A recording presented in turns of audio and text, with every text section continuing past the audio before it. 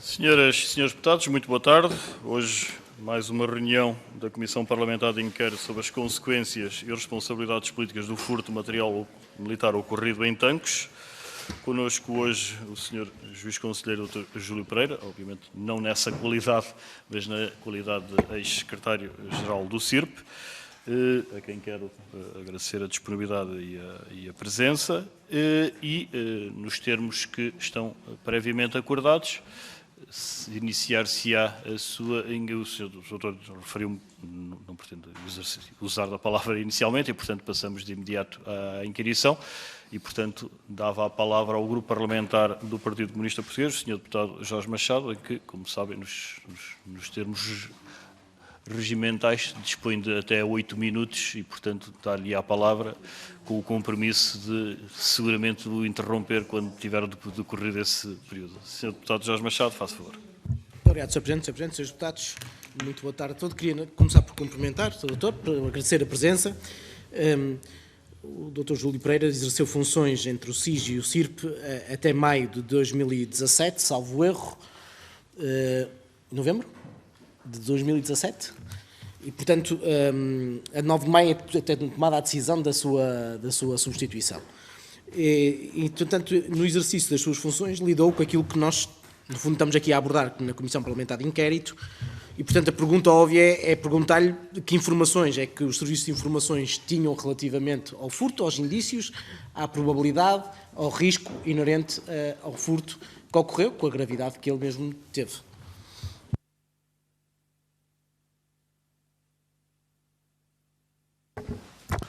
Muito boa tarde, Srs. Deputados, Sr. Presidente, Srs. Deputados, os meus cumprimentos. Muito obrigado, Sr. Deputado, pela questão que acaba de me colocar. Bom, nós acompanhamos a temática relacionada com o furto de armamento em Tancos a partir do momento em que houve notícia do facto. Até essa altura era uma questão respeitante à segurança militar. A partir do momento em que o equipamento lá desapareceu, passou a ser um problema de segurança nacional, digamos assim, segurança interna especificamente. A informação, eu já disse aqui numa anterior audição, que nós temos foi aquilo que veio na imprensa, aquilo que se coligiu depois numa reunião com o do Gabinete de Coordenador de Segurança, e a nossa preocupação foi avaliar o significado daquele facto em termos de segurança interna. Tendo em conta, digamos, os indicadores técnicos que se usam nestas circunstâncias, tendo em conta os potenciais agentes de ameaça, as suas intenções e as suas capacidades, pareceu-nos que seria um problema essencialmente relacionado com questões relativas a crime organizado, tráfico de armas, nomeadamente, se bem que houvesse sempre um risco de algum desse equipamento poder parar a mãos de pessoas envolvidas noutro tipo de riscos para a segurança nacional. No entanto, foi essa avaliação que nós fizemos na altura, damos conta desse facto, considerou-se que haveria um grau de ameaça significativo relativamente ao problema do crime organizado, especificamente em relação à questão das armas, mas manteve-se o grau geral de ameaça, que era o grau moderado, que se manteve na altura e penso que é aquele que existe ainda hoje. O Sr. Doutor confirma que, no fundo, não tinha nenhuma informação ou indício relativamente ao cenário ou possibilidade do furto ou alguma possibilidade dele ocorrer e que soube pela comunicação social a ocorrência do mesmo. É isso. Bem. Muito bem. E se pudesse detalhar as razões que permitiram a manutenção do estado de ameaça relativamente ao nosso país depois do furto. O porquê que essa decisão foi tomada?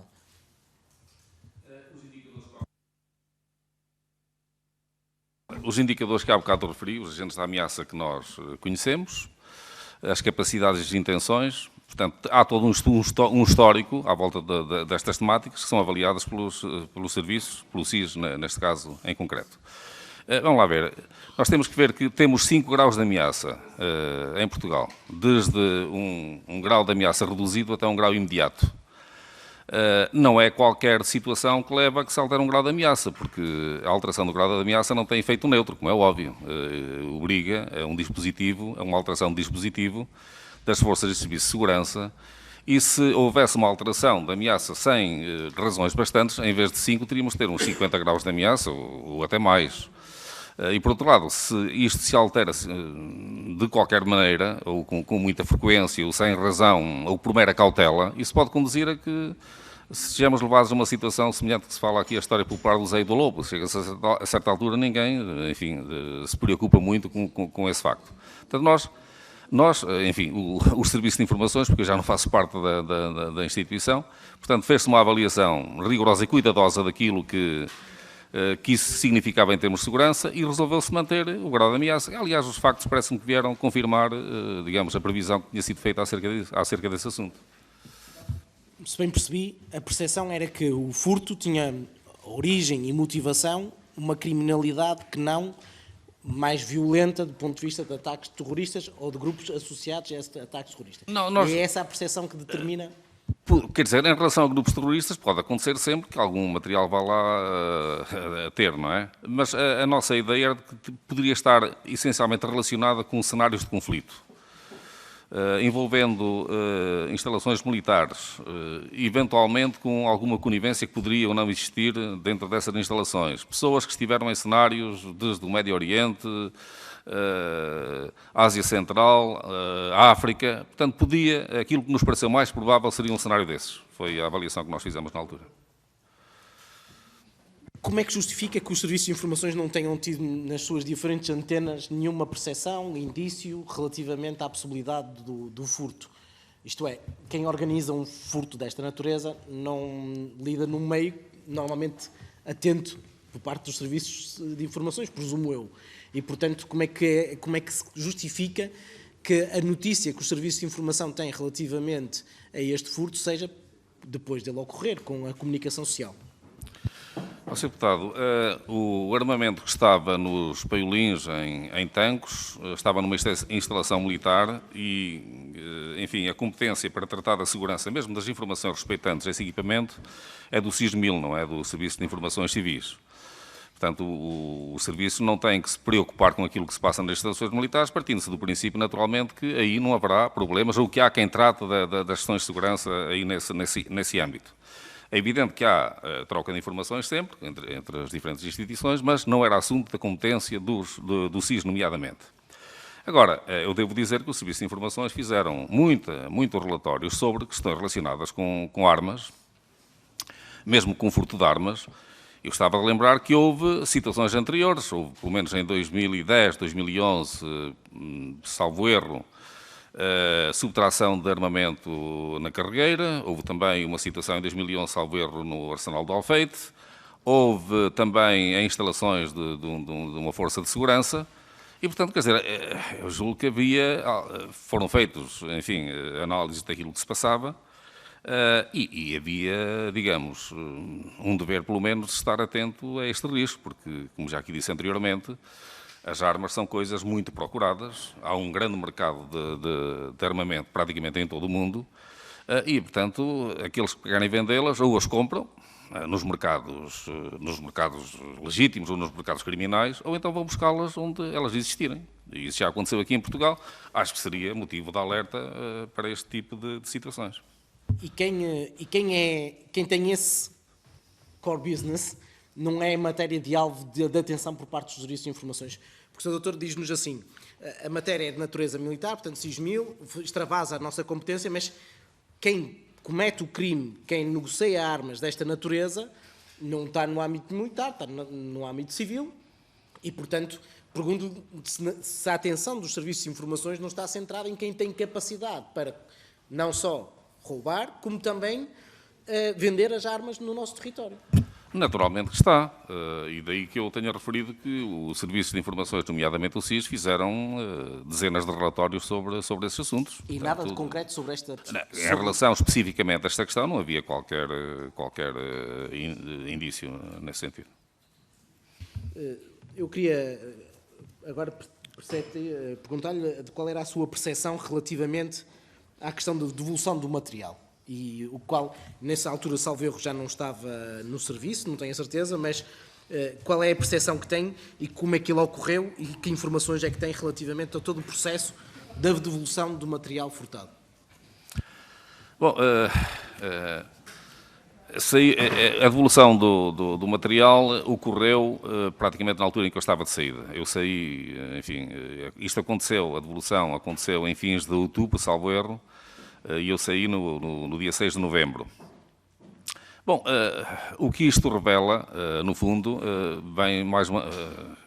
vai de encontro à avaliação que nós tínhamos feito, de que não era de alterar o grau de ameaça.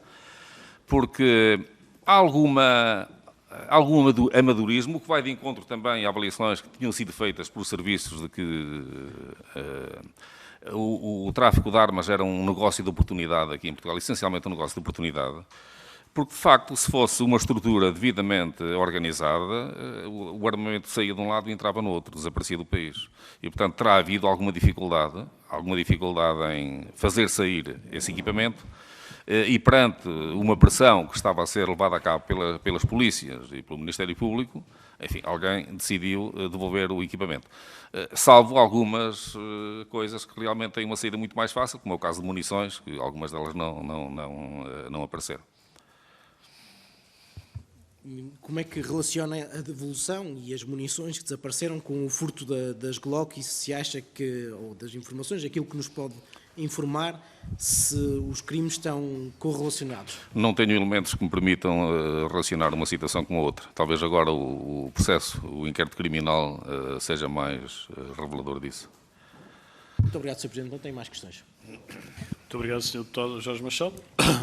Segue-se agora o grupo parlamentar do PSD, Sra. Deputada Berta Cabral, a quem dou a palavra nos mesmos termos. Faça favor, Sra. Muito obrigada, Sr. Presidente. Cumprimento o Sr. Júlio Pereira, em nome do PSD, e quero dizer também que o PSD pediu a sua presença nesta comissão, tendo em conta exatamente as funções que exercia à altura e, sobretudo, também pelos conhecimentos que tem, a experiência que tem e aquilo que nos pode ajudar neste processo de inquérito. Eu vou diretamente às perguntas, porque o tempo acaba sempre por ser pouco, e começava por esclarecer uma questão que efetivamente tem suscitado algumas dúvidas. O Sr.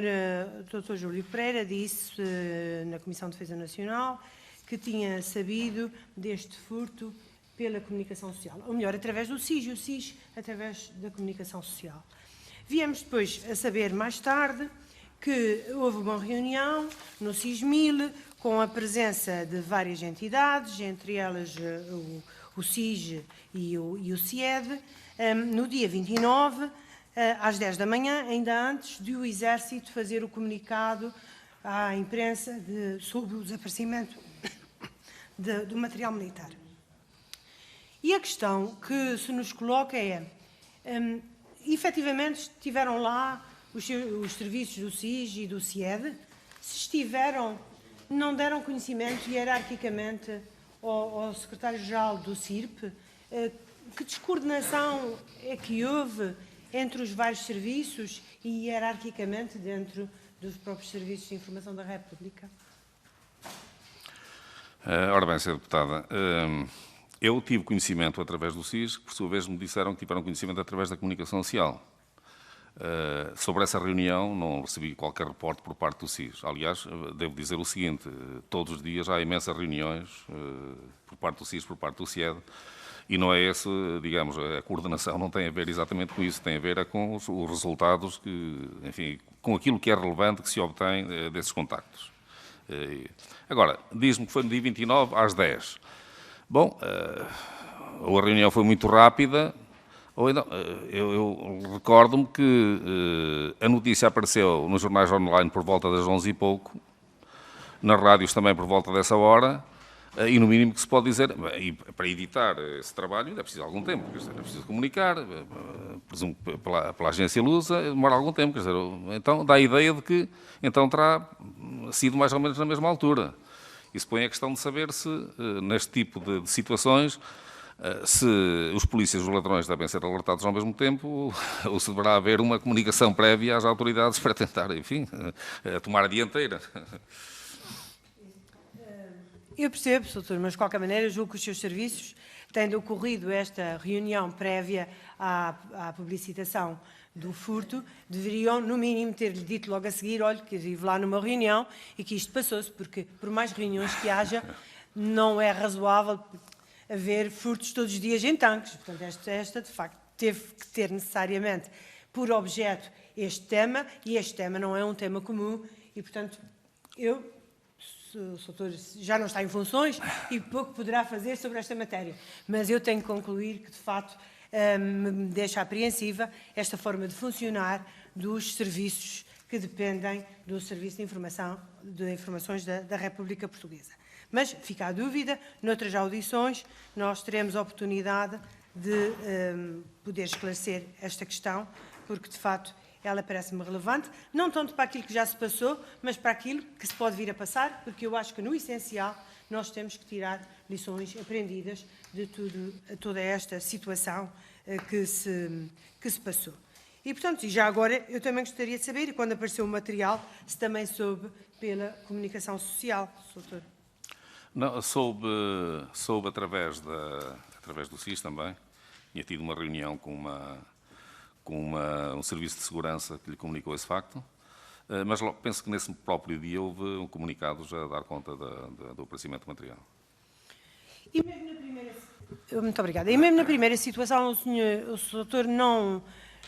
Quando soube pelo SIS e pela comunicação social, supostamente, não comunicou com o Governo, não telefonou à Secretaria-Geral da Segurança Interna, não falou com o Ministério com o Ministro da Defesa, não falou com o SENCFA ou com o Chefe de Estado-Maior do Exército, não falou com outras entidades para cruzar informação e perceber o que é que se estava a passar. Isso foi tratado pela Sra. Secretária-Geral do Sistema de Segurança Interna, que ela compete tratar, em situações desta natureza, ela compete tratar desses contactos, e foi aquilo que ela fez, convocou de imediato uma reunião do gabinete da UCAD, salvo erro. Muito bem. Muito obrigada. Muito obrigada, doutor. Voltando agora à questão de tanques propriamente dita, gostava de lhe perguntar, voltando à questão de tanques propriamente dita, gostava de lhe colocar a questão de como avaliou o ocorrido em Tancos à luz de outros acontecimentos idênticos que aconteceram a nível internacional, próximos de nós, alguns na Europa, outros em Israel, concretamente. Como é que avaliou toda esta situação à luz de alguma coincidência temporal destes acontecimentos? Sr. Deputado, eu não... vamos lá ver. Como disse há pouco, o tráfico de armas é um grande negócio. E, portanto, situações destas ocorrem um pouco por todo lado ao longo do tempo. Quer dizer, efetivamente, tinha acontecido pouco tempo antes do que se verificou aqui em Portugal, tinha acontecido também um furto de armas em Israel. Alguns meses antes tinha acontecido também em França. Portanto, são situações que, enfim, e na Alemanha também, penso que até numa base americana. Portanto, são situações que quem puder lá chegar vai. Mas não estabeleci, não havia razões para estabelecer qualquer relação entre o que se passava aqui, e aliás afasto liminarmente. Quer dizer, por aquilo que nós conhecemos do ambiente securitário em Portugal, não estou a ver a mínima possibilidade de haver qualquer conexão entre o que se passou aqui, o que se passou em Israel e o que se passou em França. Obrigada. Doutor, após o desaparecimento do material militar na primeira audição da Comissão de Defesa Nacional e a propósito também destes furtos a nível internacional e dando alguns exemplos de situações internacionais, defendeu um programa integrado de avaliação sistemática e regular de segurança de todo o tipo de material militar. Tem conhecimento de que isso teve algum andamento, de que isso foi levado em linha de conta, de que alguma coisa relacionada com isso terá passado posteriormente? Eu não tenho conhecimento, enfim, tenho conhecimento daquilo que se passou dentro do serviço em relação a essa questão. Nas instalações militares não sei de qualquer iniciativa que tenha sido levada a cabo. Portanto, aliás, pouco tempo depois isto aconteceu em junho, em novembro, eu estava fora dos serviços, portanto não lhe posso dar nenhum esclarecimento sobre isso. Tem, portanto, nenhum conhecimento de que o país tenha tomado medidas preventivas para que esta situação não se voltasse a repetir em relação a outras instalações de depósito de armas, ou seja, não aprendemos com os erros? Eu, na altura, não soube de nada e agora até nem devia saber, porque essas medidas de segurança devem ser mantidas em sigilo para que não sejam contornadas. Numa comissão de inquérito é sempre importante saber que estas coisas têm as suas consequências e são levadas em linha de conta. Queria-lhe fazer uma pergunta que tem a ver com alguma comunicação social que se ouviu na altura e também com o facto de alguns documentos que nós temos, de que os serviços que tutelava tiveram alguma informação. Eu pergunto, estou a fazer a pergunta, se os serviços que tutelava tiveram alguma informação ou indício de que poderia estar na iminência a ocorrência de uma situação idêntica a esta que acabou por ocorrer em Tancos, ou seja, de algum furto militar em função de pretensões internacionais de algumas organizações que teriam interesse em adquirir este tipo de material. Na altura foi referido que haveria uma organização terrorista que estaria interessada nesse material, que não era coisa que não tinha o mínimo de credibilidade, não tinha qualquer sentido, até porque essa organização estava completamente decapitada, portanto, estava moribunda. Portanto, enfim, era uma notícia especulativa, não tinha qualquer sentido. Fora disso, não tenho qualquer informação que os serviços tivessem obtido, seguramente que a canalizaram para a entidade competente para a investigação, nomeadamente a Polícia Judiciária. O doutor não tinha conhecimento de que os serviços de informação, que o SIS estaria a monitorizar uma situação dessas? O Serviço de Informações de Segurança tem várias fontes sobre esta questão e acompanha, digamos, este fenómeno através disso e comunica às entidades competentes para a investigação. Enfim, volta à questão anterior. Muito obrigada. Mesmo tendo algumas informações não confirmadas, não seria adequado ter avisado as estruturas militares dessa possibilidade? Eu, enfim, neste momento não estou em condições de lhe dizer se efetivamente isso aconteceu, mas se realmente essas informações existiam, elas foram comunicadas, seguramente. Se elas existiam. Muito obrigada. Queria-lhe agora colocar uma questão. A UCAT reuniu 48 horas depois e o que lhe pergunto é normal que a UCAT só tenha reunido 48 horas depois do furto? Sr. Deputado, eu não estive na reunião, portanto, já para prevenir qualquer outra questão agora. Vamos lá ver. A UCAT reuniu, isto sem prejuízo das medidas que foram logo adotadas pelas forças e pelo Serviço de Segurança. Quer dizer, as forças e o Serviço de Segurança não atuam por impulso da UCAT. E os serviços, no que me diz respeito, os serviços trataram logo de procurar, de contactar fontes e alertar até serviços congêneres. Agora, a reunião também, vamos lá ver, eu não sei o que é que se passou desde a notícia, desde que se teve conhecimento do furto até à reunião. Houve todo um processo de inventariação de material subtraído, penso eu, houve um desenvolvimento disso, e penso que terá sido depois de terem coligido esses elementos, terem sido coligidos, é que a reunião se desenrolou. Agora, outra razão qualquer para que isso tenha demorado 48 horas, só a Sra. Secretária-Geral de Segurança Interna que pode esclarecer. Obrigado, Sr. Também gostaria de saber que medidas tomou o Secretário-Geral do CIRP, a nível nacional e internacional, quando tomou conhecimento do furto? A nível nacional, naturalmente, para além dos contactos com as diversas forças de serviço de segurança, os serviços acionaram as fontes em território nacional e contactaram os parceiros congêneres em termos de, dando conta daquilo que se tinha passado, do tipo de equipamento subtraído e de, enfim, tentar alguma movimentação ou obter, transmitir-nos alguns elementos relativos que pudessem apurar em relação a esse facto. Teve algum feedback desses organismos congêneres internacionais que lhe pudessem orientar no sentido de poder haver ou não ou tráfico de armas ou atentados terroristas? Houve grande interesse, obviamente, por parte desses serviços congêneres, tentaram esclarecer, enfim, num primeiro momento há sempre alguma preocupação, isso é normal, não é? Mas a coisa desvaneceu-se em pouco tempo e depois nós percebemos porque é que não tivemos feedback, é que afinal o equipamento não chegou a sair aqui em território nacional. Algum? É verdade que ele não apareceu todo, portanto ainda temos aqui algumas questões em aberto. De qualquer maneira, Gostava de saber se o Sr. nos pode confirmar se na reunião da UCAT foi levantada esta questão de ser a possibilidade de ser um ato terrorista ou ser com fins a atos terroristas.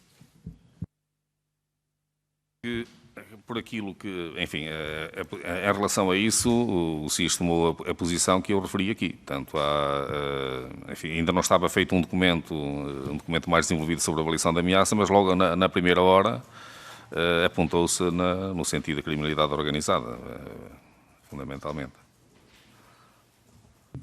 O facto é que o SENCFA, representando o ENCFA, para essa reunião da UCAT, levou elementos, ou dispunha de elementos, que constituía, ou pelo menos que na perspectiva do SENCFA, constituía um risco à segurança interna e podia ser utilizado em atentados terroristas. Apesar disso, isso não foi levado em grande linha de conta e não foi alterada o estado de ameaça à segurança do país, que se manteve como moderado. Em sua opinião, porquê é que não foi tido isso em linha de conta? Porquê é que não foi alterado, mesmo que transitoriamente e durante alguns dias, até se perceber exatamente os contornos dessa operação? Vamos lá ver. Como disse há pouco, não se pode andar a alterar os graus de ameaça assim, sem mais nem menos, sob pena de, a partir de certa altura, ninguém se preocupar com isso, não é? E eu acho que a questão dos graus de ameaça tem que ser levada muito a sério. Independentemente daquilo que outras forças de cibersegurança digam sobre os riscos desse equipamento que desapareceu, enfim, os serviços é que têm os elementos enfim, e é que têm as condições para fazer essa avaliação. Portanto, certamente que isso foi comunicado, obviamente, também ao SIS, e o SIS terá tido isso em conta. É claro que qualquer instrumento é um instrumento que pode potencialmente pôr em causa a segurança interna. Aliás, hoje praticam-se atos terroristas com armas ligeiras e até com veículos automóveis e com facas, etc. Agora, nós temos que situar aquilo que se passou num contexto de probabilidades, e as probabilidades que nós avaliamos foram aquelas que eu referi à Sra. Deputada, e por isso achámos que não era de alterar o grau de ameaça. Doutor, não acha que terá havido suplementarmente uma preocupação de não causar alarme na população, mesmo que isso significasse correr algum risco, não se conhecendo exatamente ainda os contornos da operação? Isso não foi tido em conta? Isso não é tido em conta. Na definição dos graus de ameaça, isso não é tido em conta, só pena de se incorrer num erro muito grave que afeta os serviços e que afeta a credibilidade do Estado. Eu pergunto isso porque, efetivamente, tendo o ENCFA levado essa tese para a reunião da UCAT e havendo também a Polícia Judiciária e a PGR com a tese de que se tratava de uma linha de investigação para o terrorismo, e linha de investigação que ainda hoje continua, como bem se sabe, e é isso que justifica a entrega do processo à PJ e não à PJM, de facto há aqui alguma contradição que nós, nesta Comissão, gostaríamos de ver esclarecida.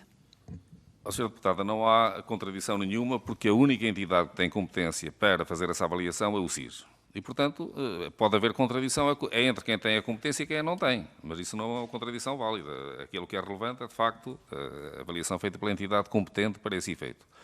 E o SIS teve em conta, naturalmente, as sensibilidades das forças de segurança e das forças militares, mas manteve aquele grau de ameaça, embora, como disse há pouco, tenha elevado para significativo naquele segmento específico relacionado com a criminalidade organizada, máxima com o tráfico de armas.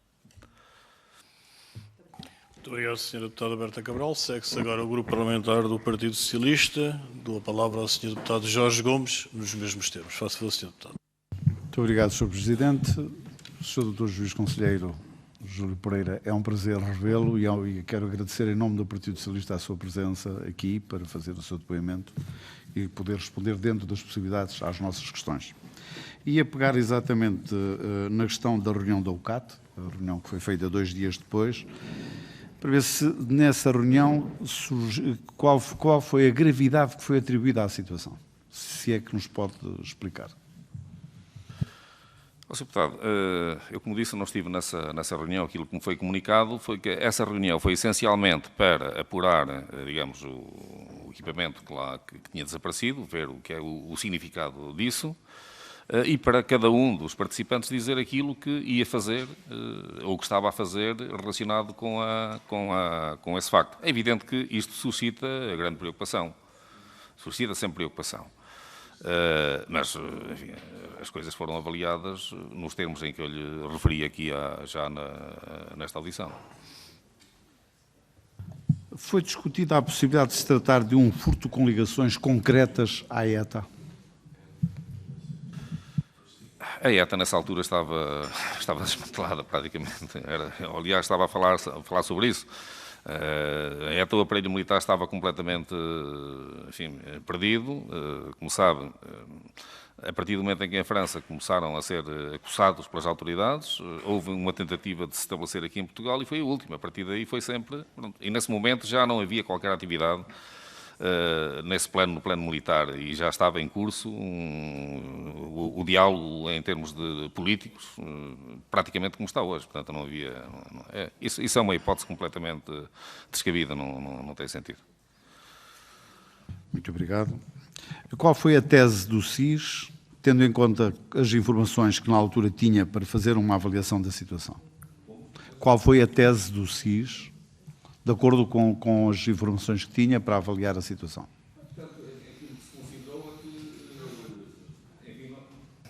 Aquilo que se considerou é que, de facto, pelos indícios, pelos elementos que há bocado lhe referi, que seria alguém ligado ao crime organizado, porventura com alguma conivência interna, porventura, não sei se isso aconteceu ou não, dizemos isso em função das circunstâncias em que o assalto se verificou.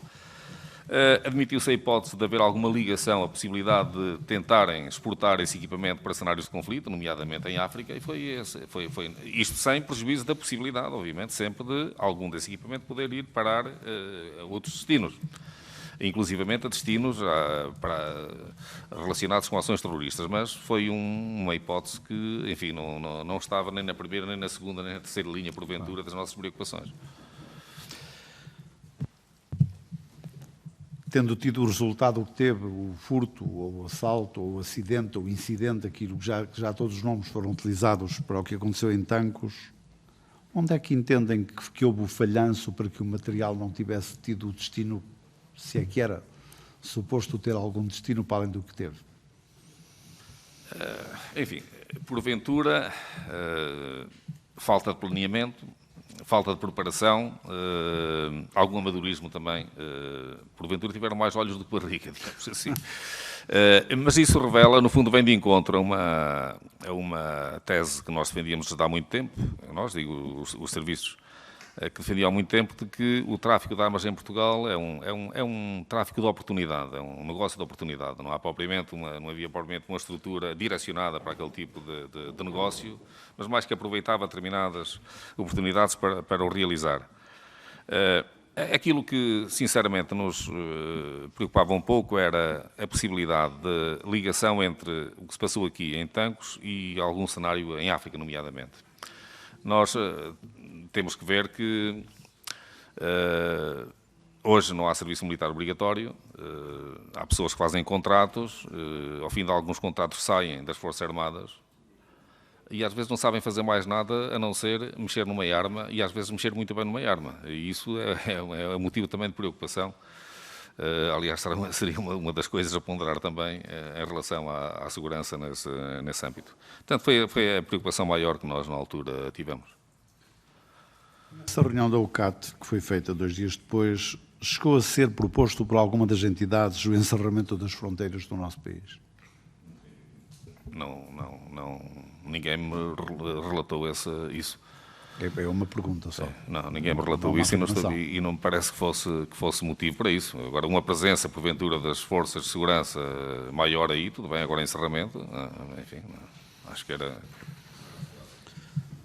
Quando é que o Sr. teve acesso à lista do material que foi furtado?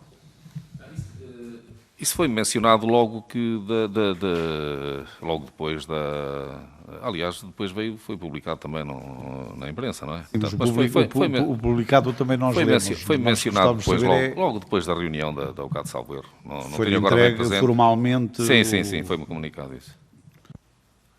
O Sr. General Rui Visco Duarte garantiu-nos aqui na semana passada que do Estado-Maior não houve qualquer fuga de informação de todo o seu Estado-Maior. Como é que se explica que a lista de material furtado tenha aparecido num jornal espanhol? Essa era uma pergunta. É a pergunta do milhão. É uma pergunta não do milhão, mas na altura também gostava de ter sabido como é que isso aconteceu. De facto, não sei como é que foi. Alguém quis proteger-se como fonte. E quanto mais remoto estivesse digamos, a publicação, talvez achasse que era que mais seguro ficava. Muito obrigado.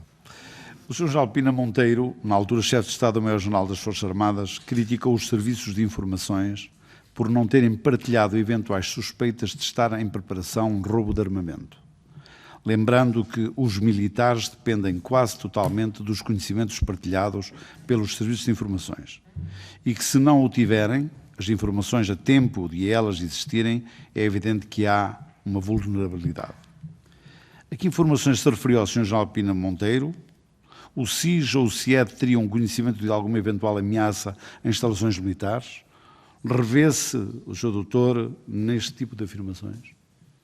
Concordo com o teor das afirmações. Não.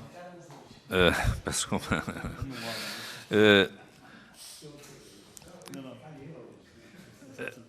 Penso que essas declarações do senhor... Pois, eu disse que me revejo nas declarações do Sr. General Pinto Monteiro, se isso fosse verdade, mas parece-me que reflete as preocupações do lado das autoridades militares, que porventura terão considerado que os serviços tinham informações que eventualmente não dispunham. Quer dizer, eu não tenho a mínima dúvida que se houvesse informação relevante, necessária para a segurança militar, por parte do SIS, seguramente que tinham comunicado essa informação. Eu não tenho a mínima dúvida quanto a isso. Portanto, não sei em que é que ele se baseou, mas posso garantir, enfim, alguém poderá confirmar também, posso garantir que isso seguramente não aconteceu. O Sr. Juiz considera excessivo o tempo que os serviços de informações demoraram a receber a informação? Quem tinha de lhe comunicar e não comunicou, como explica essa descoordenação que existiu? Eu vou dizer aquilo que eu faria. Se tivesse conhecimento de um furto numa instalação militar, a primeira coisa que fazia era comunicar isso aos serviços de informações e às polícias, no sentido de tentar, até inclusivamente, desviar um material daqueles. Não é assim, não é de um dia para o outro, não se leva num bolso, nem numa pasta, enfim, é preciso uma certa logística. Até no sentido de tentar detectar alguma coisa aqui no território nacional que permitisse ajudar a descobrir isso. Por parte das autoridades militares terão achado que seria primeiro de inventariar aquilo que aconteceu, que desapareceu, etc. Portanto, é uma sensibilidade diferente. Eu só posso dizer aquilo que eu faria. Acho que, do meu ponto de vista, era isso que devia ter sido feito.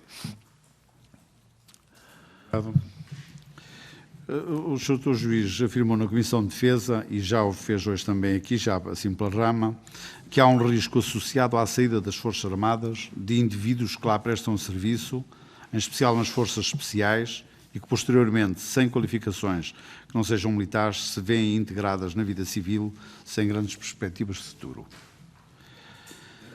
Como olha para a intenção e capacidade de grupos criminosos infiltrarem-se em estruturas estatais como as Forças Armadas? Eu, quando fiz essa referência, não estava a pôr em causa a participação das nossas Forças Armadas lá fora. Aliás, acho que as nossas Forças Armadas têm angariado grande prestígio, exatamente também, não apenas pela atuação nos exercícios, enfim, dos nossos aliados, etc., mas também na presença delas em cenários, em missões de estabilidade, de estabilização, em missões de paz, em cenários diversos, alguns deles muito difíceis, como é o caso do Iraque, ou do Afeganistão, ou do Mali, ou da República Centro-Africana. Portanto, tem angariado grande prestígio, não apenas em termos operacionais, mas também na capacidade que tem revelado no relacionamento com a população. Eu acho que não há ninguém que não goste de trabalhar com as Forças Armadas. Portanto, não é esse o aspecto que me preocupa. O que eu chamei a atenção foi para o facto de Algumas dessas pessoas que têm uma grande capacidade e que têm grande conhecimento de manejo de armas, e muitas delas não sabem fazer mais nada, depois ficarem um bocadinho penduradas, e o que é que vão fazer? Portanto, tem várias hipóteses. Segurança privada, ou outras coisas. E chamei a atenção para essa questão, acho que é de pensar nela, efetivamente. Não vê qualquer ligação de países estrangeiros na tentativa de se servir dessas pessoas para criar instabilidade interna no nosso país? Poderá haver tentativa de recrutamento para trabalhar hoje há países que praticamente recorrem a exércitos privados. Pode acontecer isso, para trabalhar em organizações civis que se dedicam a operações de segurança, mas operações de segurança com outros meios que não, por exemplo, aquilo que se passa aqui em Portugal, que a segurança privada não tem as mesmas capacidades em outros países.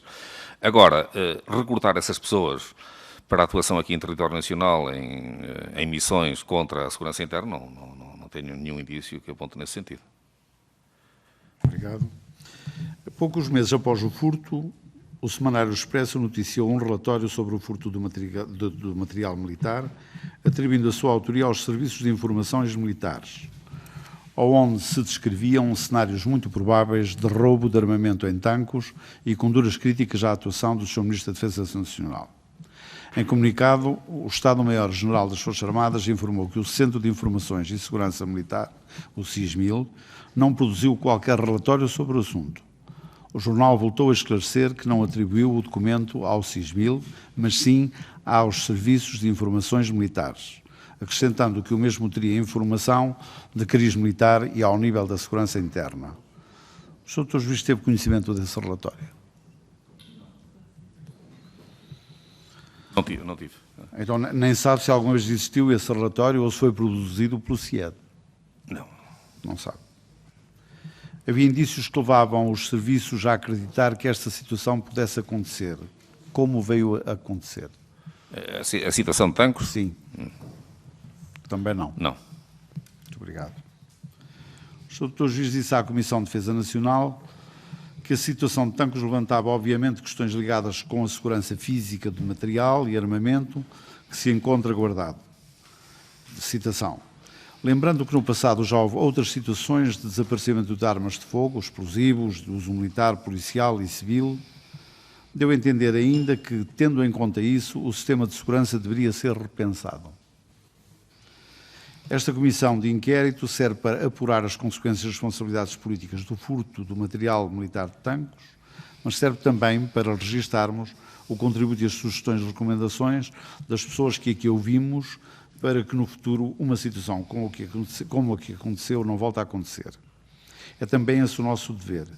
É certo que a segurança militar não pode ser dissociável da segurança em geral, sendo para isso fundamental a articulação entre as entidades civis e militares com responsabilidades nesses domínios. No seu entender, tomou-se todas as medidas adequadas para salvaguardar a segurança do país? Deputado, eu não sei o que é que as autoridades militares depois fizeram depois disto. Sei que o armamento foi removido, não é? Foi deslocado para outros locais. Eu, na altura, falei em mecanismos até mais modernos, digamos, tecnologia moderna para acompanhar, para identificar esse material. Penso que até cheguei a falar na possibilidade de auditorias externas, obviamente, devidamente credenciadas, como podia deixar de ser. Eu não sei que tipo de iniciativas foram levadas a cabo no seio das Forças Armadas, só eles é que podem esclarecer o que é que aconteceu depois disso, não é? Muito obrigado. Acha que devíamos repensar o sistema de segurança existente ou o existente à data do furto? O existente à data do furto revelou as insuficiências que estão demonstradas, não é? Agora, eu não sei o que é que foi feito, mais uma vez, portanto, não estou em condições, aliás, também não me considero um especialista, muito menos agora, nesse tipo de matérias. Muito obrigado. Acha que deve ser repensada a forma como os serviços de informações da República se relacionam e comunicam com as Forças Armadas? Isso é uma atividade que está sempre permanentemente a ser repensada.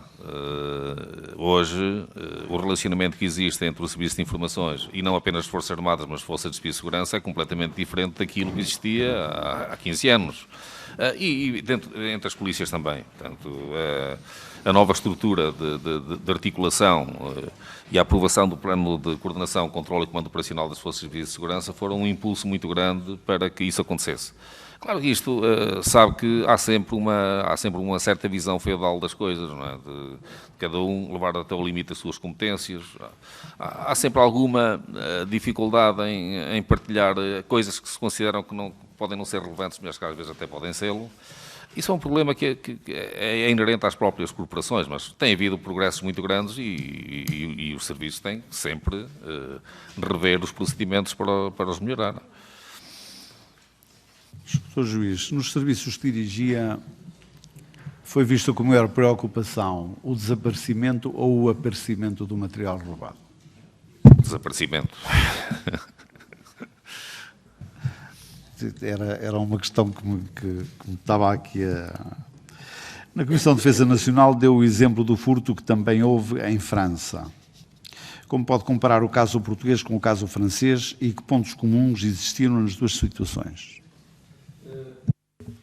O único ponto comum é aquilo que eu já referi aqui, quer dizer, há um grande controle do armamento.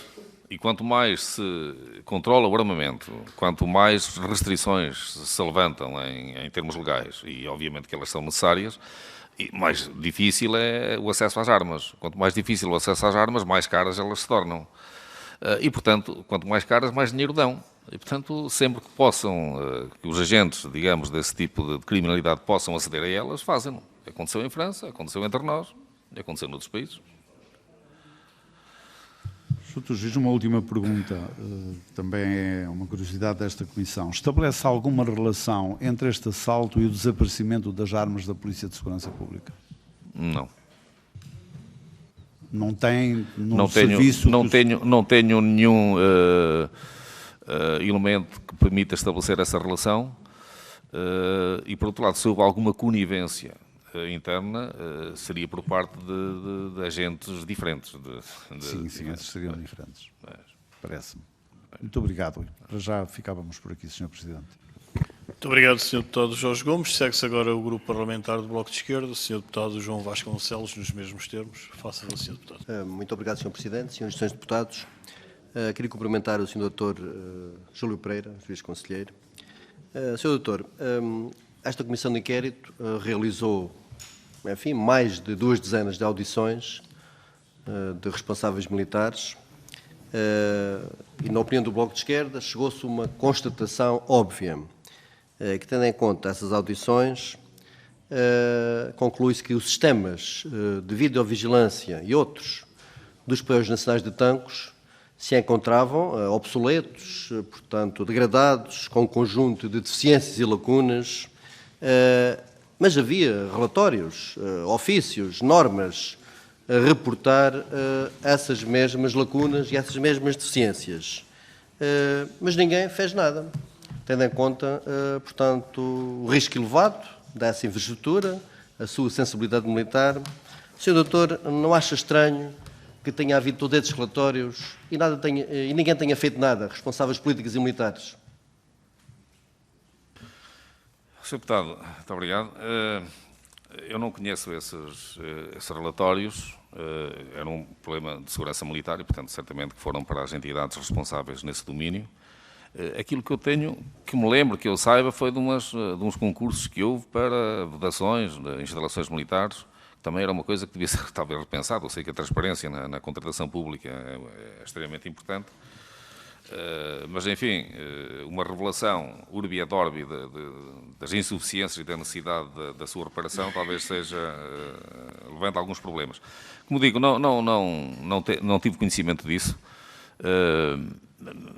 e, portanto, não estou em condições de fazer uma avaliação. Também não sou especialista em segurança militar, portanto, não posso pronunciar-me sobre isso. Muito obrigado. Portanto, falou que teve conhecimento de alguns contratos a esse nível, relativamente a essas mesmas lacunas e deficiências para solucionar esses problemas, portanto, antes dos acontecimentos de Tancos. Não sei se foi antes, se foi por, ou posteriormente, em alguma busca que tenha realizado, não estou em condições de responder com rigor a essa pergunta, Sr. Deputado. Muito obrigado. E considera que o facto de ter havido todas essas lacunas e deficiências, todos esses problemas, terão facilitado o furto, o roubo do material de guerra? Sim, com certeza que sim. É evidente que a partir do momento em que se não funciona ou há dificuldades no sistema de videovigilância, havia problemas também no perímetro, digamos, de proteção. Isso dá uma ajuda, obviamente. Não sei em que medida aqui isso terá influenciado a decisão das pessoas que subtraíram o material de o fazer, mas é uma vulnerabilidade, obviamente. Muito obrigado. Segundo veio a público, a Polícia Judiciária Militar teria sido informada em março de 2017, portanto 3 meses antes do furto, que havia a possibilidade de ocorrer um assalto a uma infraestrutura militar. O senhor doutor sabe quem é que teria fornecido esta, ou quem devia ter fornecido esta informação à Polícia Judiciária Militar? Não sei, não conheço. Muito obrigado. O senhor general Rui Visco Duarte, anterior chefe de Estado-Maior do Exército, diz que soube desta informação quando se deslocou aos Peões de Tancos, no dia 4 de julho, quando lá foi com outras entidades militares e políticas responsáveis, e ficou chateado por só ter sabido naquela altura. Na sua opinião, quem é que devia ter informado o chefe de Estado-Maior do Exército e por que não o fez relativamente a esta matéria? Quem é que devia ter informado, de facto? Bem, quem devia ter informado era quem tivesse essa informação. Portanto, como disse, não a tinha. Quem a tivesse, não sei que entidade é que a poderia ter. Enfim, só sei aquilo que apareceu nos jornais, na altura, de que haveria inclusivamente procedimentos num inquérito criminal, mas não sei os detalhes sobre esse assunto. Os serviços de informações deveriam ter, se soubessem dessa possibilidade, deviam ter informado os responsáveis políticos. Se soubessem militares. dessa possibilidade, teriam seguramente informado ao Sr. Deputado. Portanto, se não informaram é porque não sabiam. Não sabia. Muito obrigado. Na sua opinião, houve risco de segurança para o país com o furto daquele material de guerra? Há sempre risco de utilização de algum desse material. Desde logo, a utilização das munições, havia também equipamento que podia servir para assaltos em instalações blindadas também. Portanto, isso representa um risco. Muito obrigado. Também os responsáveis políticos e militares, alguns, disseram que teria havido cumplicidade interna para o furto desse material. Também tem a mesma opinião? Acha que teria havido cumplicidade interna? Acredito. Muito obrigado. Também parece que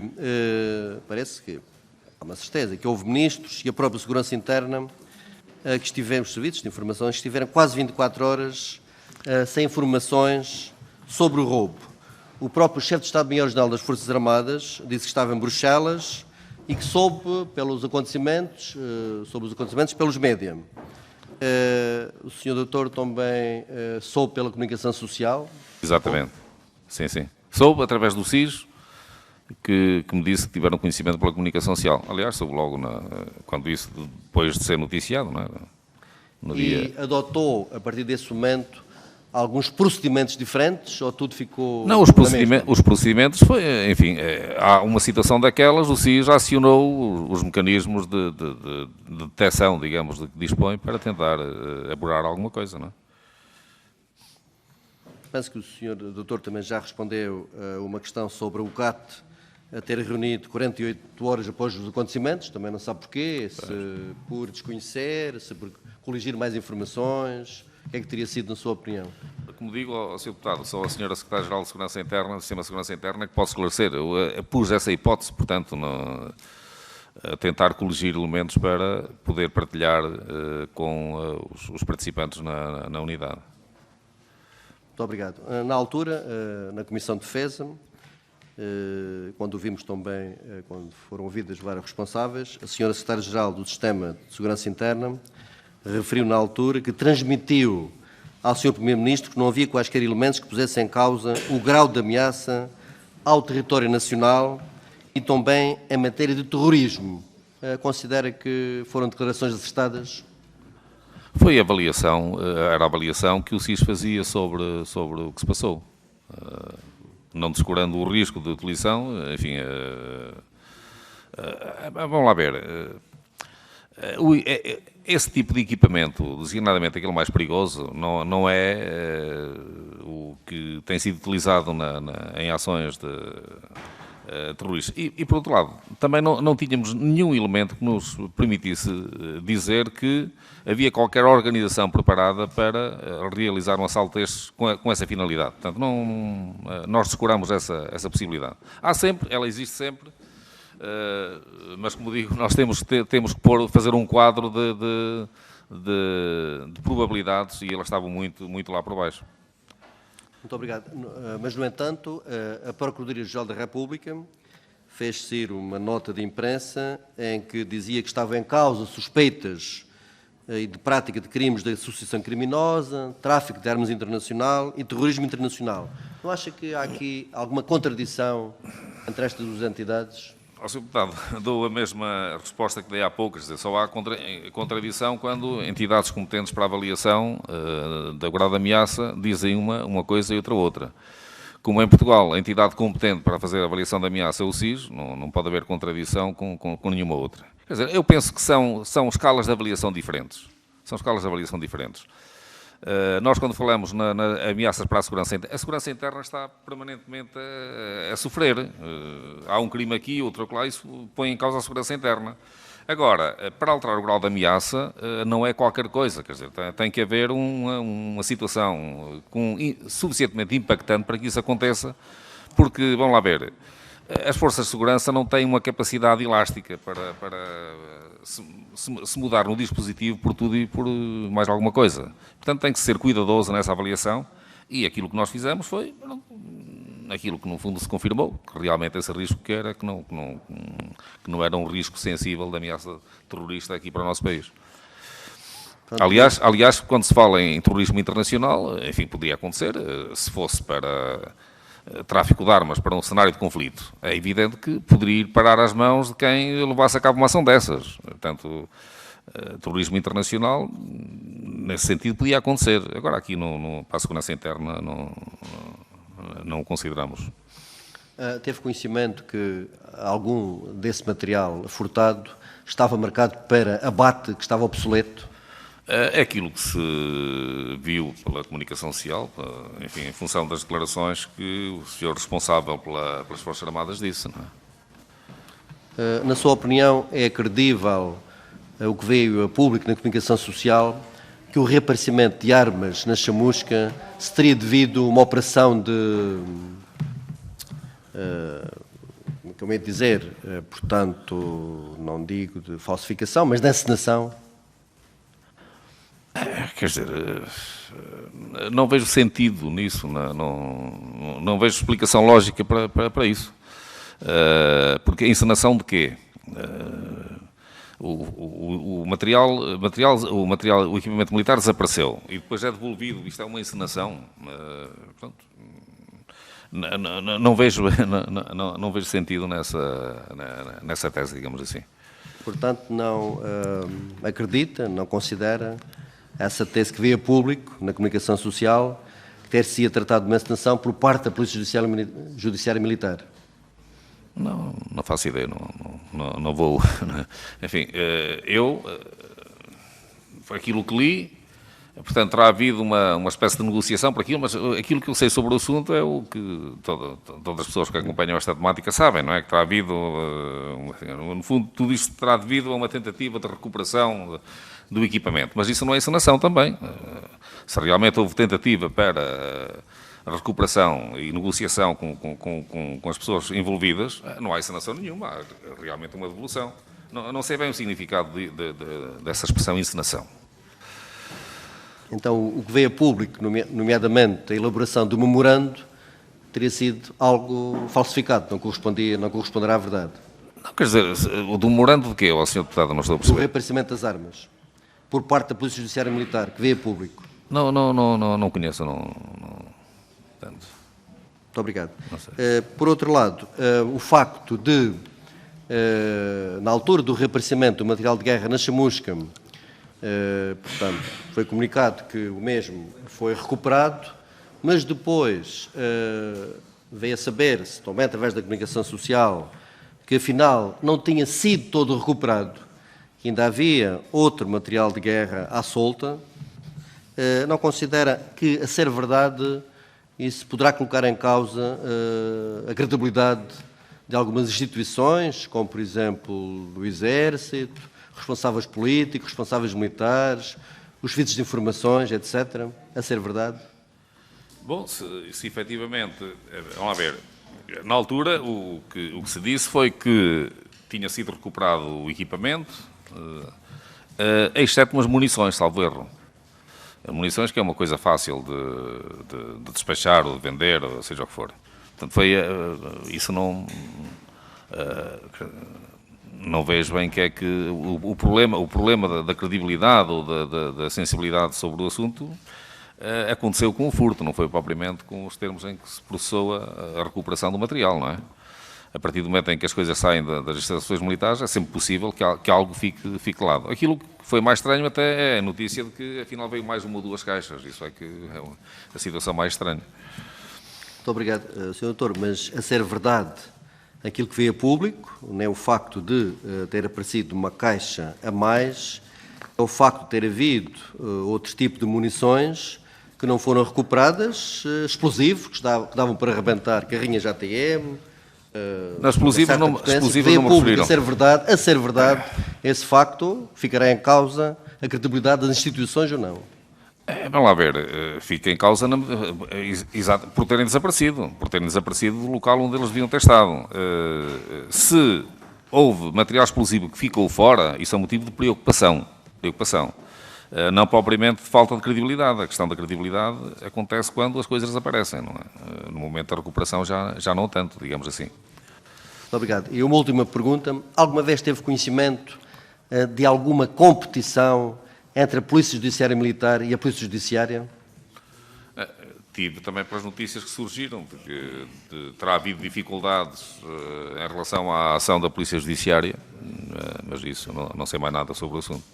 Muito obrigado, Sr. Presidente, acabei as perguntas. Muito obrigado. Muito obrigado, Sr. Deputado João Vasconcelos. E agora, para encerrar a primeira ronda, o Sr. Deputado Telmo Correia, Grupo Parlamentar do CDS-PP, a quem dou a palavra nos mesmos termos. Faça favor, Sr. Deputado. Muito obrigado, Sr. Presidente. Muito obrigado, Sr. Dr. Júlio Pereira, pelos esclarecimentos que deu a esta Comissão.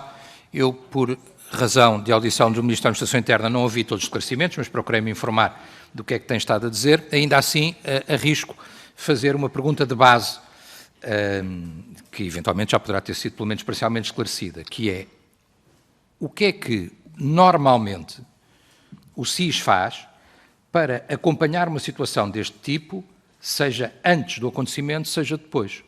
Como? Acompanha como? Atua como? Que tipo de inquirição faz? Como é que faz o acompanhamento e a avaliação deste risco? Sr. Deputado, como eu já disse aqui há pouco, o SIS, desde há muitos anos, esta parte, tem acompanhado o problema do tráfico de armas em Portugal. E fez uma quantidade considerável de relatórios sobre esse assunto. Penso que, inclusivamente, as campanhas de recolha de armas têm muito a ver com relatórios que foram feitos pelo SIS ao longo do tempo. É óbvio que esse trabalho é desenvolvido com base nos factos, como é acontecendo, e com fontes de que o Serviço dispõe, enfim, nos locais adequados para o efeito. Então, o trabalho do SIS é fundamentalmente nisso, através de fontes, porque nós não temos também, enfim, os serviços não têm meios muito diferentes, ou muito para além das fontes humanas. Disse também que aquilo que se passou em relação a Tancos não era uma questão que se prendesse com as competências do Serviço de Informações de Segurança, que era um problema de segurança militar, só passou a ser um problema, uma questão da competência do SIS a partir do momento em que as armas saíram dos quartéis e passaram cá para fora. E nessa altura fez aquilo que já se fazia antes, que é acionar as fontes e junto dos parceiros, de congéneres, tentar obter a colaboração para procurar chegar, enfim, àquilo que aconteceu. Senhor Doutor, diz-nos que o SIS acompanha, utiliza as suas fontes, não tem outros meios, nós sabemos isso, temos até uma opinião sobre isso, que até poderá ser coincidente com a sua, mas isso é outra questão, sobre os meios que têm ou que deveriam ter, isso é uma outra questão que não é para discutir agora. O que eu lhe pergunto é, nos relatórios, designadamente nos últimos relatórios antecedentes a este facto, do furto de tanques, este risco era ou não avaliado, era ou não pendurado, era ou não pensado, ou havia já alguns dados que este risco existia, estava ou não mencionado e referido? Não, em relação à questão, a esta questão específica de tanques, não havia nada. Agora, enfim, fizeram-se outras análises ao longo do tempo, muitas delas tendo até como pano de fundo aquilo que aconteceu noutras situações de furto de armas, quer nas instalações militares, quer nas instalações das Forças de Segurança. Nós tivemos pelo menos a carregueira, as Glocks da PSP, tivemos vários furtos em instalações no estrangeiro, isto justificaria, em princípio, uma avaliação de risco e, eventualmente, até uma alteração do conceito e da avaliação da própria ameaça, ou não?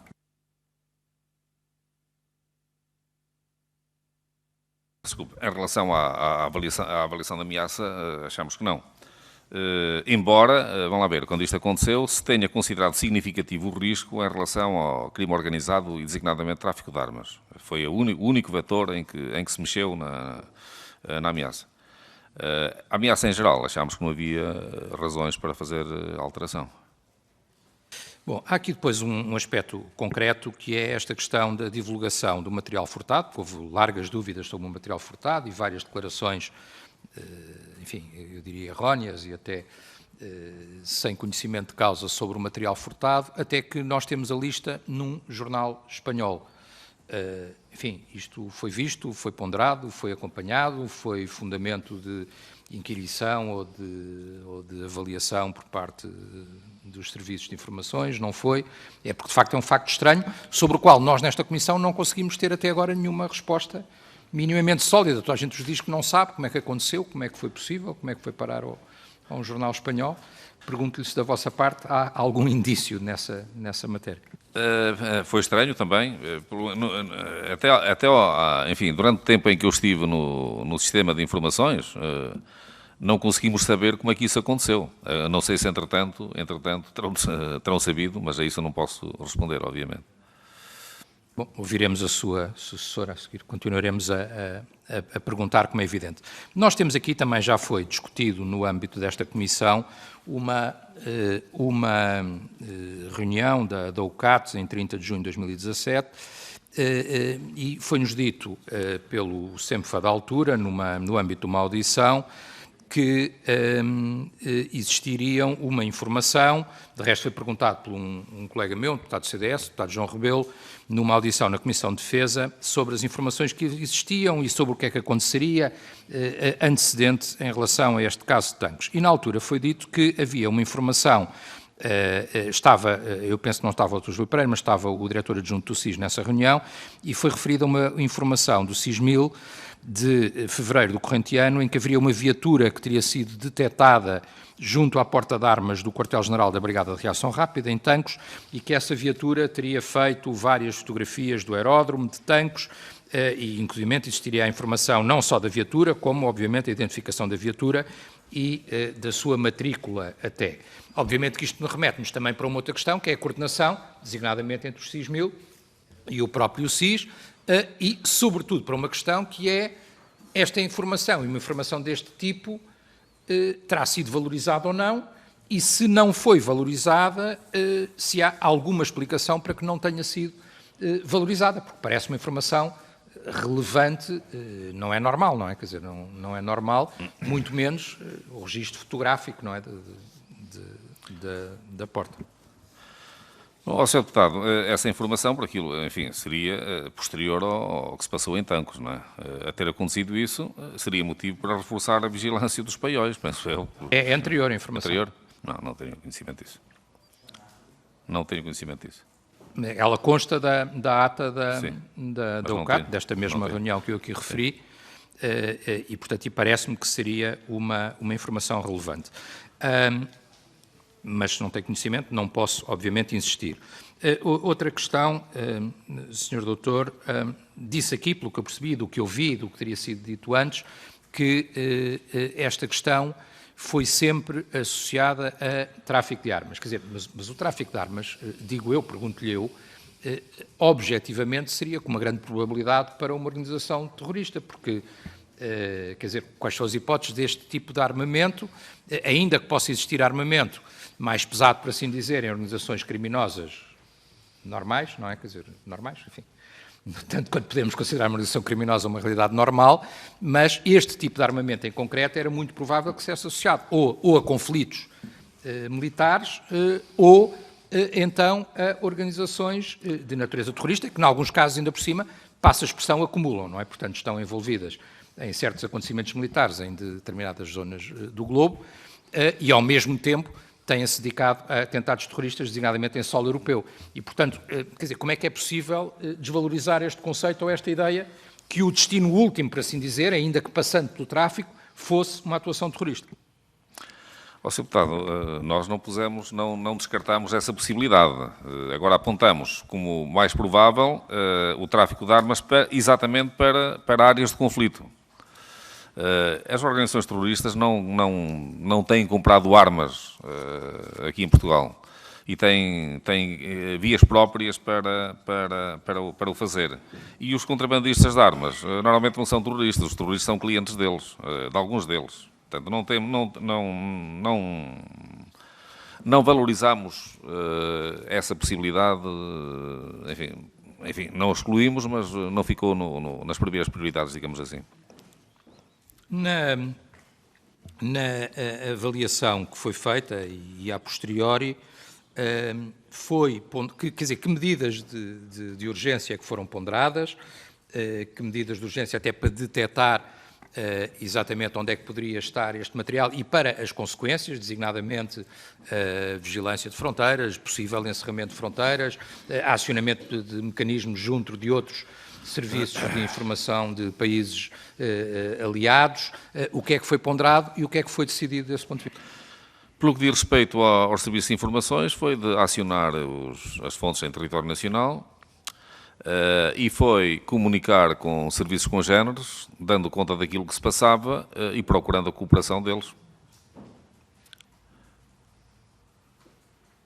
Sim, mas repare, quer dizer, foi de acionar. No entanto, há aqui uma questão, na minha opinião, quase que estrutural, que é a relação entre os decisores do poder político, não é?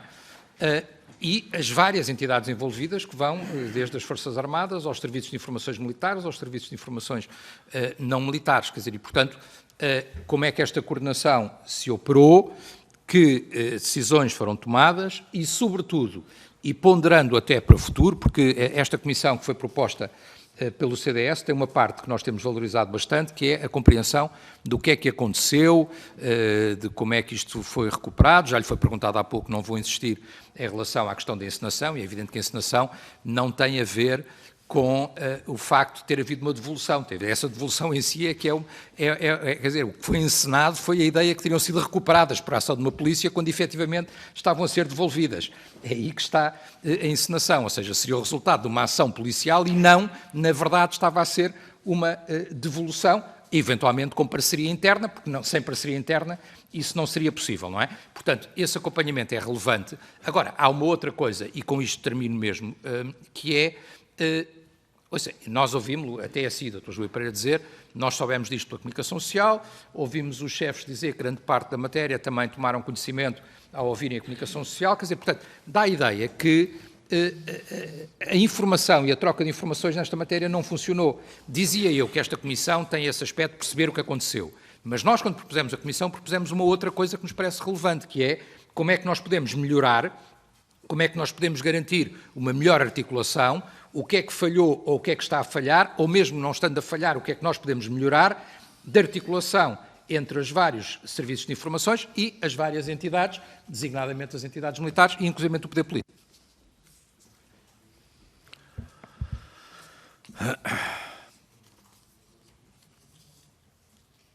Ó, Ó, Sr. Deputado, eu já há pouco disse que eu, se estivesse na situação de militares, quando aconteceu isto em Tancos, a primeira coisa que faria é dar conhecimento aos serviços de informações e às polícias. Portanto, é evidente que as coisas deviam ter sido acionadas de imediato. Até porque, enfim, quando esse equipamento estava a ser movimentado, talvez houvesse ainda a possibilidade de detectar alguma coisa relacionada com o furto. Não foi isso que aconteceu. Agora, vamos lá ver, quando se teve conhecimento, é evidente que os serviços e as polícias começaram logo a acionar os seus próprios meios. Não era necessário vir logo uma reunião de coordenação, até porque esta coordenação surgiu em tempos não muito distantes. Também já se falou aqui porque é que só 48 horas depois é que houve reunião da UCAT. Bom, essa é uma questão que só a senhora Secretária-Geral do Sistema de Segurança Interna pode esclarecer. É evidente, sobre isso não posso acrescentar mais nada. Aquilo que eu posso dizer é que os serviços de informações mal tiveram conhecimento daquilo que se tinha passado, acionaram os meios de que dispõem para tentar obter alguns elementos relacionados com o furto. Mesmo a terminar, Sr. Diretor, mas terá havido uma reunião de 6.000 a 29 de maio, portanto terá sido aí analisada e feita essa primeira coordenação. Pode-nos dizer alguma coisa sobre essa reunião? E a última pergunta. Como? De junho, peço desculpa. 29, não foi mencionado nenhuma reunião imediatamente a seguir, pelo menos envolvendo o Serviço de Informações. Muito obrigado, Sr. Deputado Telmo Correia. Não tenho nenhuma manifestação de vontade. Passei a ter uma manifestação de vontade de segunda ronda, que aliás pelo grupo parlamentar ao qual competiria iniciar a segunda ronda. Sr. Deputado Jorge Machado, grupo parlamentar do Partido Comunista Português. Só algumas questões muito rápidas que decorreram das respostas que o Sr. Doutor deu. Já percebemos que o enquadramento que os serviços de informações fazem é de um crime de oportunidade e, portanto, não de uma estrutura organizada, estruturada, permita-me a redundância, que tenha cometido o crime e, portanto, são apanhados de alguma forma de surpresa. Não alteram o grau de ameaça, mas a determinada altura o Sr. Doutor Juiz Conselheiro refere que alterou no setor específico do tráfico de armas a vigilância. Perguntava-lhe, é isso que aconteceu, foi isso que aconteceu, isto é, direcionaram alguma atenção relativamente a esta matéria para este subsetor da atividade dos serviços de informações, sim ou não? Se sim, se obtiveram alguma informação relevante nessa nova vigilância, se nos pode partilhar e se ela foi ou não partilhada com o Ministério Público, caso tenha existido essa mesma obtenção. Depois o Sr. Juiz Conselheiro, a determinada altura do seu depoimento, refere que em momento posterior há a análise do risco e refere por duas vezes a ligação ao continente africano. Eu pergunto-lhe o porquê que refere a essa realidade concreta. É a República Centro-Africana que está em causa na análise do SIG e o facto de termos forças especiais destacadas na República Centro-Africana, qual é a ligação sobre essa matéria? E já agora, perguntar-lhe uma questão mais genérica, qual é a avaliação que faz, que nós não fazemos, porque muitas vezes parece-me instrumental, mas esta desarticulação ou de andarem de costas voltadas entre PJ, PJM e outras forças e serviços de segurança. Perguntar-lhe se numa avaliação mais global não é verdade que demos passos também na melhoria do intrarrelacionamento entre forças e serviços de segurança. Desculpa, que agora a segunda ronda é seguida, Sr. Já não concluiu? Obrigado, Sr. Deputado. Agora o grupo parlamentar do PSD, o Sr. Deputado José Mota Rosa, faz favor. Muito obrigado, Sr. Presidente. Sr. Doutor, eu tinha aqui 3 ou 4 perguntas para lhe fazer. Uma delas era porquê é que reuniu o CAT e não reuniu o Conselho Superior de Segurança Interna? Fazia mais, quando eu não sei, mas se me pudesse dizer também quem são as instituições que fazem parte do CAT, porque para mim fazia mais sentido reunir o Conselho Superior de Segurança Interna do que o próprio CAT, quando até eram poucas ou só um convidado e mais uma ou outra instituição é que sabemos que defendia que foi um ato terrorista e que estavam aqui questões terroristas em causa. Outra questão que lhe queria perguntar era que quando é que se reuniu sobre este assunto o Conselho Superior de Segurança Interna e quando? e bem como circulava já há algum tempo, cerca de um ano antes do roubo, que existia uma lista de compras de material muito parecido com o que foi roubado em Tancos, na Europa. Havia alguns, até se nós fizermos uma pequena discussão, o SIS sabia, acompanhava e estava a investigar essa lista também de compras que existia a nível europeu e que tinha sido fornecido por congêneres europeias ou até da Europol e outras congêneres a nível mundial. Se confirma também essa lista de armas e porque é que, havendo essa lista, só os quartéis é que tinham, e os paióis é que tinham esse material, porque é que não foi comunicado, ou se foi comunicado ou não, portanto, à instituição militar a existência e o perigo dessa situação.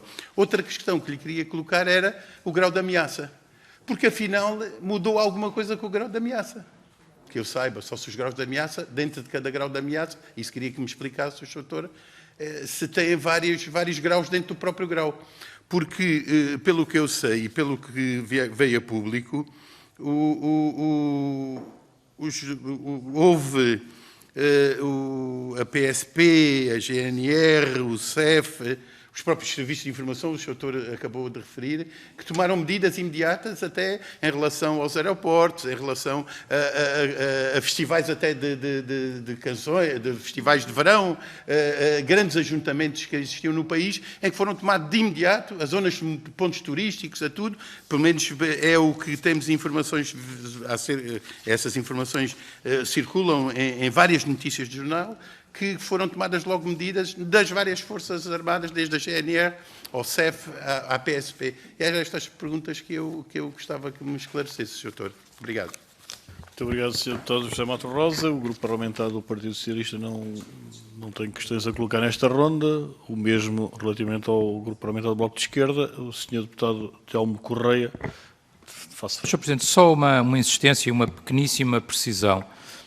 Que é esta, que é, enfim, a primeira já foi posta pelo Sr. Deputado Matos Rosa, eu estou de acordo, quer dizer que temos que perceber como é que isto é determinado e como é que o risco é avaliado e como é que o grau de ameaça é determinado, antes e depois em função das circunstâncias e já agora como é que isto é partilhado com outros serviços e se neste caso tivemos ou não informação externa de parceria com outros serviços que possa ter sido relevante para o apuramento e para saber o que é que aconteceu aqui, porque nós sabemos que há serviços, obviamente, particularmente atentos a esta matéria e, sobretudo, a um volume de material de guerra desta quantidade, à solta, passa a expressão, ou pelo menos em paradeiro desconhecido, passa a expressão.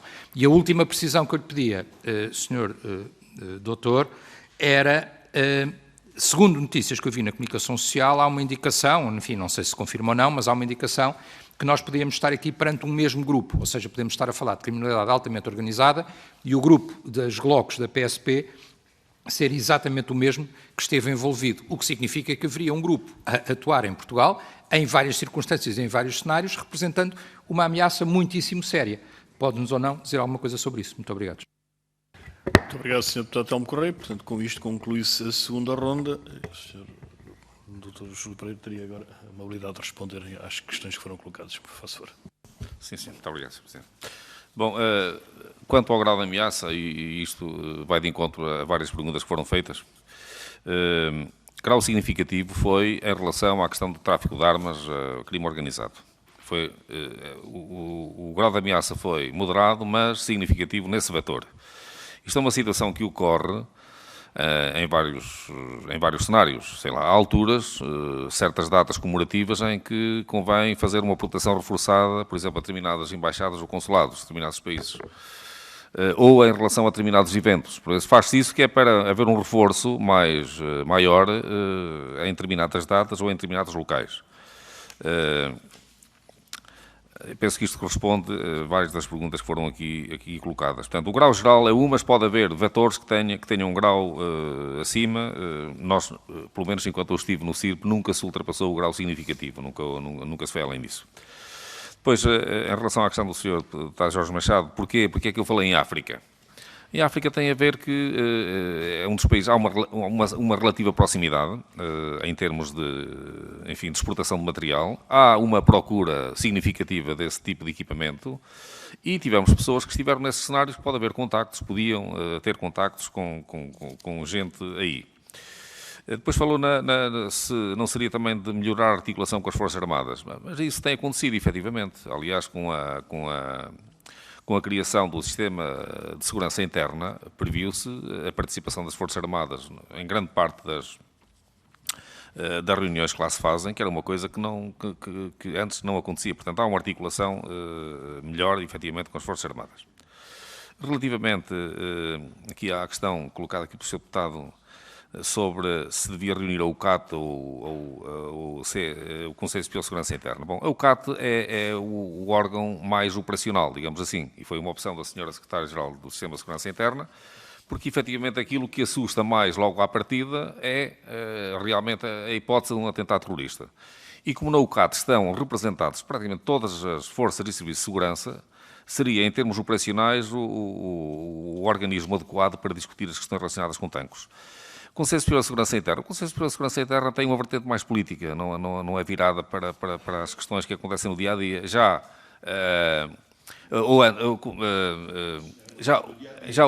Assim, não, quer dizer, era um gabinete, houve uma reunião depois do Gabinete de Coordenador de Segurança, onde esteve presente o Sr. Ministro dos Negócios Estrangeiros, onde efetivamente se fez, isto penso que dia 5 de... ora, isto aconteceu ou no princípio de agosto, penso eu. Portanto, houve uma reunião do Gabinete de Coordenador de Segurança onde se discutiu mais no plano político este tipo de questões e se fez uma apresentação mais detalhada do grau de ameaça e porque é que se situava num grau moderado.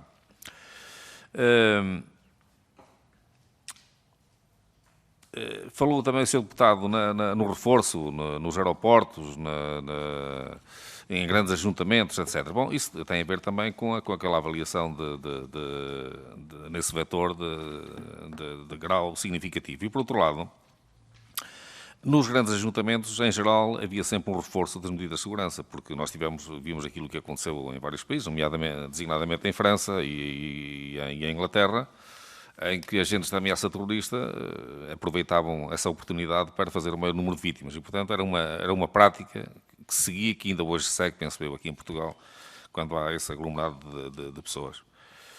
Em